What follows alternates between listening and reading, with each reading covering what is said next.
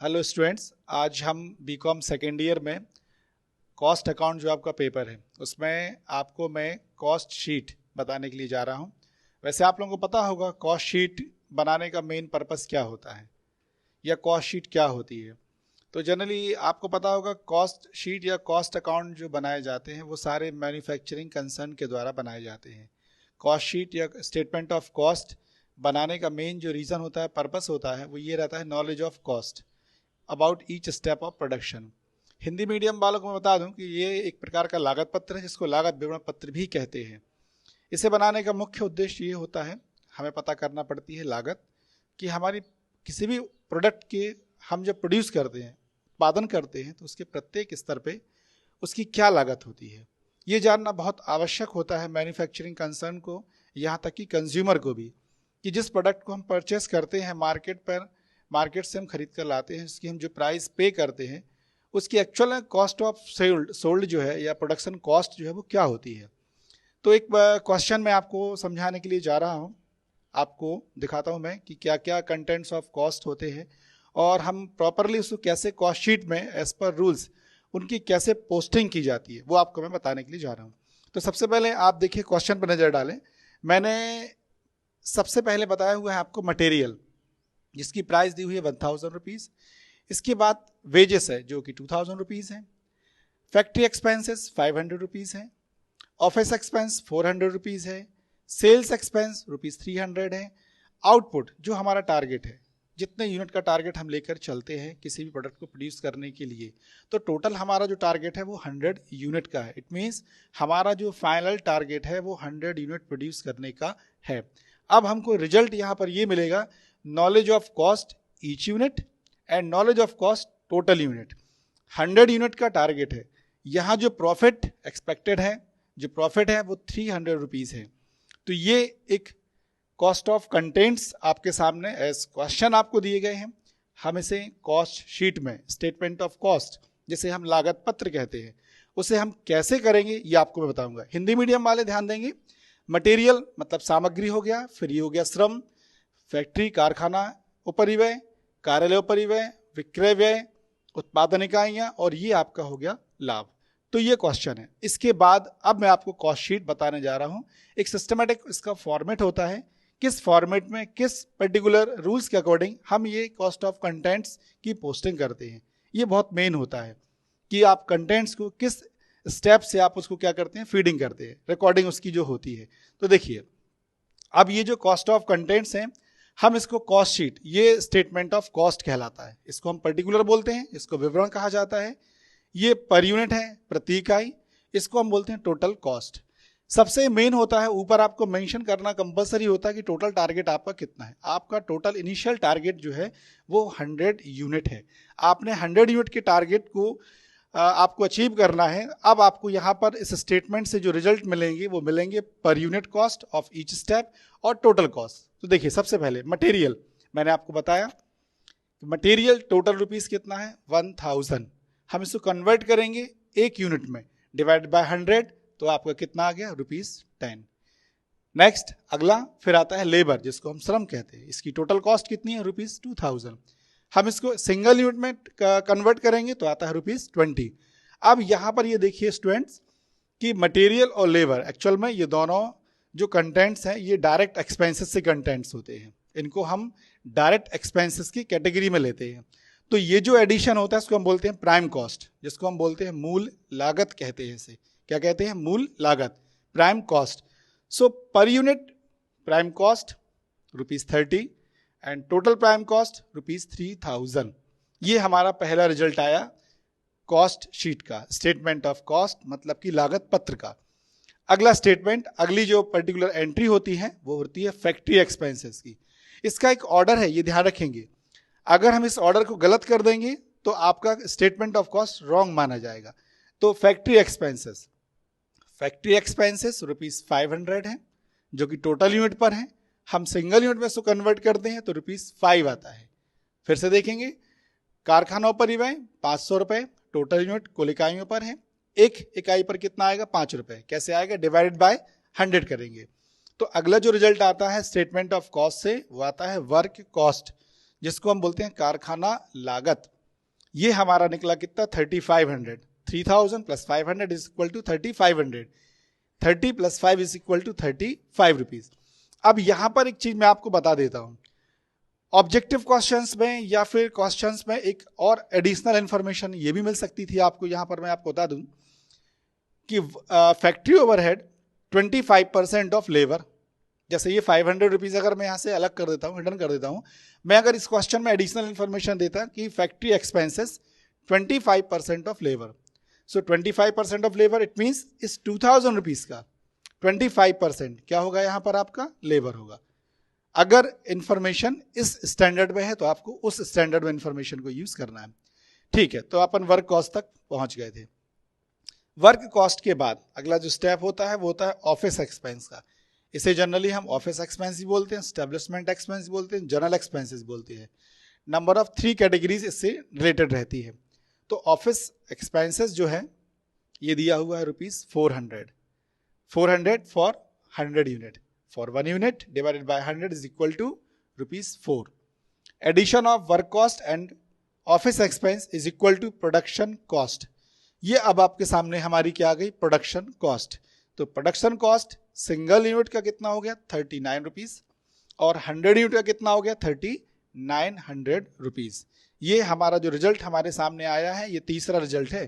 First हमारा क्या आया था, prime cost, second work cost, third production cost. Next इसके आगे चलते हैं। अगली जो इंफॉर्मेशन है वो है सेल्स एक्सपेंसेस की। सेल्स एक्सपेंसेस जो कि हमारा ₹3 है या ₹300 है। हम अगर 300 को 100 से कन्वर्ट कर देते हैं, डिवाइड कर देते हैं, तो सिंगल यूनिट की जो प्राइस आती है वो आती है ₹3। तो ये टोटल आपका जो हो गया sales expenditure for single unit ₹3, for 100 unit ₹300। इसके पहले प्रीवियस जो हमारा स्टेप था वो था प्रोडक्शन कॉस्ट। इस स्टेप के बाद अब आपके सामने जो आया है वो आया है after sales expense cost of sales. What do you mean by cost of sales? Cost of sales means ये होता है कि जिस प्रोडक्ट को आप मार्केट में सेल करने के लिए जा रहे हैं उस प्रोडक्ट की कॉस्ट प्राइस क्या निकली है आपकी सोल्ड करने के लिए। तो cost of sold ₹42 for 1 unit, ₹4200 for 100 unit. Cost of sale generate होता है after production cost, after production cost addition of sales expenditure. तो ये हो गया आपका कॉस्ट ऑफ सेल, जिसको हम बोलते हैं बेचे गए माल की लागत। एक इकाई का है 42 रुपए और टोटल इकाई कितना है 4200 रुपए। ठीक है, अगला स्टेप आते हैं अपन लोग। इसके बाद cost of sale, cost of sale जैसा कि मैंने आपको भी इसके पहले बताया था, कॉस्ट ऑफ सेल जो होता है वो प्रोडक्ट को सोल्ड हम जो करते हैं उसकी क्या कॉस्ट आई है। तो 42 और 4200 अगेन मैंने आपको रिपीट किया। अब यहाँ प्रॉफिट है, प्राइस ऑफ प्रॉफिट ₹300, हमने इसको कन्वर्ट किया 100 यूनिट से, तो profit of 1 unit single unit ₹3। So finally sales value of single unit and sales value of total unit आपके सामने है। 45 rupees sales price of single unit and total sales price for 100 unit 4500 rupees. ये कहलाता है statement of cost, जिसको हम cost sheet बोलते हैं हिंदी मीडियम में। इसे बोलते हैं लागत पत्र या लागत विवरण पत्र। हिंदी मीडियम के लिए बता देता हूं, ये सामग्री, इसके बाद ये श्रम। सामग्री और श्रम दोनों को हम प्लस करते हैं, दोनों को प्लस करने पर जो आता है उसको हम बोलते हैं मूल लागत, जिसको हम प्राइम कॉस्ट मूल लागत कहते हैं।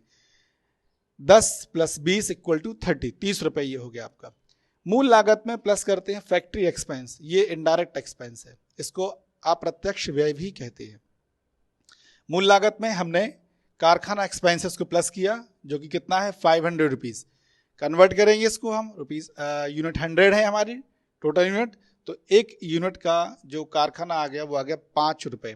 तो टोटल हमारी जो वर्क कॉस्ट है जिसको हम कारखाना लागत कहते हैं वो आ गया 3500 रुपीज। ठीक है, इसके बाद अब आता है अगला स्टेप कार्यालय व्यय। जैसा कि मैंने अभी इसके पहले एक्सप्लेन किया था, इसको कार्यालय व्यय भी कहते हैं, स्थापना व्यय भी कहते हैं, सामान्य व्यय भी कहते हैं, 3 in 1। इसकी प्राइस दी हुई है 400 रुपए for 100 unit, for single unit after conversion ₹4। तो आपका प्रोडक्शन कॉस्ट, उत्पादन लागत आती है आपकी 39 रुपीज फॉर 1 एक यूनिट, 3900 फॉर 100 यूनिट। अगला, इसके बाद ये उत्पादन लागत हो गई आपकी। उत्पादन लागत के बाद हम इसमें प्लस करते हैं सेल्स एक्सपेंस। एक्चुअल में प्रोडक्शन कॉस्ट के बाद sales expense, sales and distribution expense भी हम इसको कॉल करते हैं, विक्रय तथा वितरण व्यय भी कहते हैं। 39 + 3 हमने किया तो बेचे गए माल की लागत, अगला जो रिजल्ट रहता है इसको बेचे गए माल की लागत कहते हैं। ये आ गया आपका 42 rupees for single unit, 4200 rupees for 100 unit, 4200 रुपये। अगला सबसे मोस्ट इंपॉर्टेंट रिजल्ट होता है, क्योंकि ये प्रॉफिट है। हर किसी मैन्युफैक्चरिंग कंसर्न का मेन सबसे पहले जो फोकस होता है वो ये होता है कि how much money of profit, कितना प्रॉफिट हम टारगेट के अकॉर्डिंग अचीव कर रहे हैं। तो यहाँ पर एक्सपेक्टेड जो प्रॉफिट है जो भी मैन्युफैक्चरिंग कंसर्न है उसका है 300 रुपीज़, और एक सिंगल यूनिट का कितना हो गया 3 रुपये। तो ऐसे करके फाइनली हमारी जो विक्रय मूल्य जो है जो तैयार हुआ है वो 45 रुपये है एक यूनिट का, पर यूनिट का, और 4500 रुपये जो हुआ वो हुआ टोटल यूनिट का। स्टूडेंट्स, मैं यहाँ पर आपको ये बताना बहुत अनिवार्य समझता हूँ, ये बहुत ही मोस्ट इंपॉर्टेंट पॉइंट होता है। अगर आपका मैन्युफैक्चरिंग कंसर्न कभी भी किसी कॉस्ट से आगे बढ़ रहा है तो ये स्टेटमेंट आपको ये इंडिकेट करता है कि प्रीवियस ईयर में जब आपने किसी प्रोडक्ट को प्रोड्यूस किया था, सेम प्रोडक्शन है आपका, तो प्रीवियस ईयर आपका कॉस्ट ऑफ मटेरियल क्या था, और करंट ईयर में आप जब उस प्रोडक्ट को प्रोड्यूस कर रहे हैं तो आपकी कॉस्ट ऑफ कंटेंट्स क्या है। आप प्रीवियस रिजल्ट को और करंट रिजल्ट को कंपाइल करते हैं और वो चेक करते हैं हमारा कौन सा स्टेप जो है वो इंक्रीज हुआ है या कौन सा स्टेप है जो कॉस्ट का वो डिक्रीज हुआ है, उसे आप एनालिसिस कर सकते हैं। तो एक information additional generally cost sheet में मिलती है, वो आपको मैं बताता हूँ एक न्यू इन्फॉर्मेशन। इसके लिए क्वेश्चन का सेकंड पैटर्न क्या हो सकता है, सपोज दैट ये मैंने इस तरह आपको क्वेश्चन बताया था, material, labour, factory expense, office, sales, output and profit. But अगर आपको सिर्फ मटेरियल और लेबर दिया होता, ओनली मटेरियल और लेबर, सिर्फ ये दिए होते, और ये इन्फॉर्मेशन आपको यदि नहीं होती, और इस इन्फॉर्मेशन की इस जगह पर अगर आपसे बोलते हैं कि factory overhead 25% of labour, 25% of labour, तो आपको इस लेबर, ये जो लेबर है यहाँ पर, इस लेबर का 25% आपको चार्ज करना है। और अगर इसके बाद वो ये बोलते हैं कि ऑफिस एक्सपेंस, ये जो ऑफिस एक्सपेंस है 10% ऑफ वर्क कॉस्ट, तो यहाँ पर जो वर्क कॉस्ट है इसका 10% यहाँ पर आ जाएगा, 10% ऑफ वर्क कॉस्ट। तो वर्क कॉस्ट जितनी भी है उस वर्क कॉस्ट का आप 10% क्या होगा आपका ऑफिस एक्सपेंसेस होगा। सेम आगे अगर वो बोलते हैं sales expenditure 5% of work cost, तो जो भी वर्क कॉस्ट है उसका 5% क्या होगा आपका सेल्स एक्सपेंडिचर होगा। और लास्ट में अगर वो बोलते हैं कि profit more than 10% of cost, जैसे सपोज दैट यहाँ प्रॉफिट नहीं दिया होता आपको अगर, और अगर वो आपसे बोलते हैं कि प्रॉफिट 10% ऑफ कॉस्ट, तो कॉस्ट का मतलब होता है last cost of production, last cost of production. तो last cost of production it means ये जो लास्ट कॉस्ट ऑफ प्रोडक्शन है इसका 10% मतलब पर यूनिट कितना आता है 4.2, और टोटल कितना आ जाता है आपका 10% 420 रुपीज़। तो ये एक एडिशनल इंफॉर्मेशन, ये जो स्टेटमेंट ऑफ कॉस्ट, ये जो कॉस्ट शीट है, ये मैंने एक सिंगल प्रोडक्ट का बनाया है। ये 2 और मोर भी रिक्वायरमेंट के अकॉर्डिंग आप इसको प्रिपेयर कर सकते हैं, वो एक अलग स्टेप होगा, वो आपको मैं इसके बाद आपको एक्सप्लेन कर देता हूँ। सबसे पहले तो ये है कि आपको ये ध्यान रखना है कि कॉस्ट शीट या स्टेटमेंट ऑफ कॉस्ट बनाने का मेन रीज़न जो रहता है वो रहता है knowledge of cost. Knowledge of cost के बाद आप किस नॉलेज ऑफ कॉस्ट के बेसिस पे आप आपकी कॉस्ट को एनालाइज करते हैं, making of sales price, increase in profit, decrease in cost, making of future policy about base on the basis of cost sheet. इस कॉस्ट शीट के बेसिस पे आप अपने बहुत सारे future plan particular about production आप प्रिपेयर कर सकते हैं। तो ये जो स्टेटमेंट ऑफ कॉस्ट है, कॉस्ट शीट है, ये ऑल मैन्युफैक्चरिंग कंसर्न के द्वारा बनाए जाते हैं, prepared by all manufacturing concern, जो निर्माणी संस्थाएं होती हैं जिनका कि मुख्य उद्देश्य होता है किसी न किसी वस्तु का निर्माण करना, उनके द्वारा यह कॉस्ट शीट लागत पत्र तैयार किया जाता है। तो ये एक स्टेटमेंट ऑफ कॉस्ट है। आई थिंक आपको ये चीज़ बहुत अच्छे से क्लियर हो गई होगी, और अगर कोई भी डाउट होगा तो मैं आपको पूरी कोशिश करूँगा नेक्स्ट टाइम में इसको सॉल्व कराने की। ठीक है, थैंक यू।